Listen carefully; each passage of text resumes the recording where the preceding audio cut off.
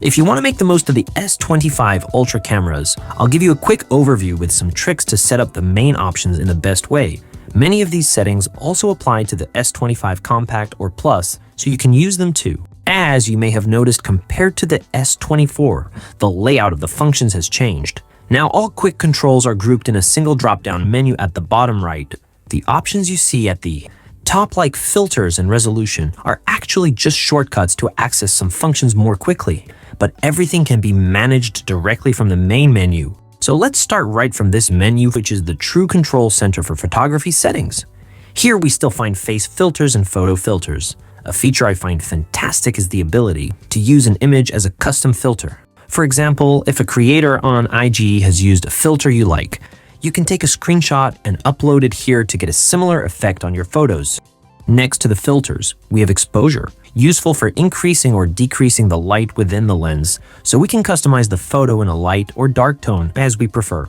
Then, next to it, we have the motion photo function, perfect for capturing moving subjects like animals or cars. Still in this section, we can also choose the photo resolution, 12, 50, or 200 megapixels. Remember that the higher the resolution, the more space the images will take up, but with greater quality. An important detail to keep in mind is that only with 12 megapixels can we fully utilize the 100x zoom, while increasing the resolution reduces the zoom.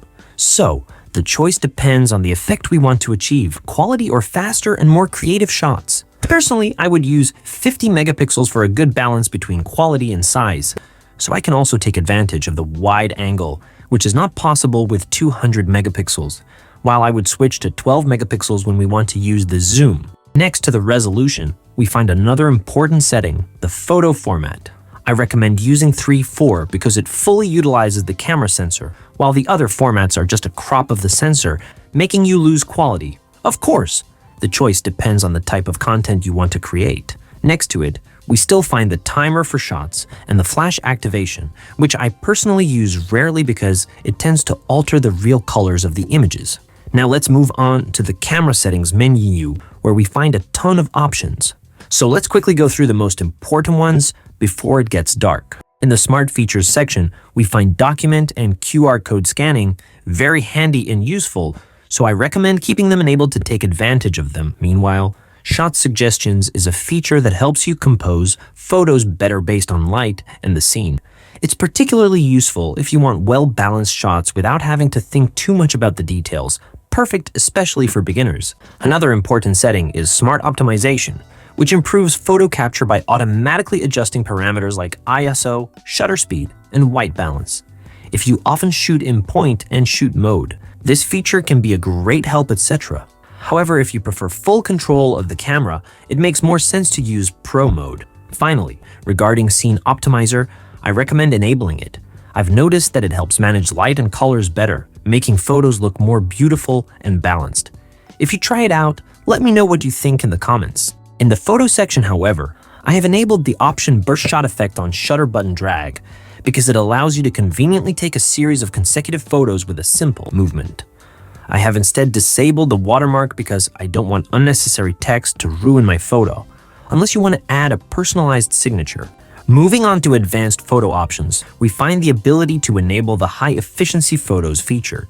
This format allows you to take high-quality images while occupying less memory space, but it saves photos in a different format from the classic JPEG, which is more compatible with most applications. I recommend this option, especially for those who take many photos at the maximum quality of 200 megapixels to optimize available space. In the photo format section in Pro mode, you can choose the type of file to obtain. If you use Pro mode, it makes sense to select the RAW format, which offers greater control over photo editing. Finally, in the motion photo capture option, I have enabled before and after shutter because it helps achieve better results when capturing moving subjects.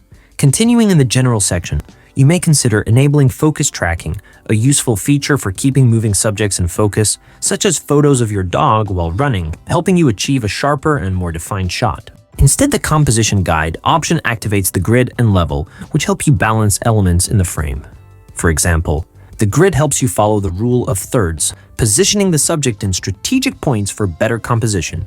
The location tag option is useful if you want to have information on where your photos were taken and videos recorded.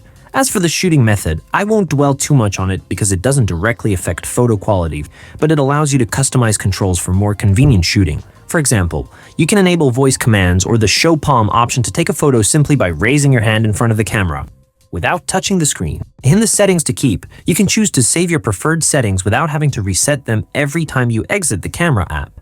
Pick your favorite.